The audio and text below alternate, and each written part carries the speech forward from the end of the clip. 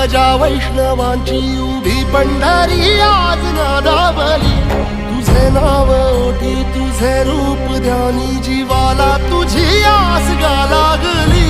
जरी बाप साऱ्या जगाचा परी तू आम्हाले कराची विठू माऊली।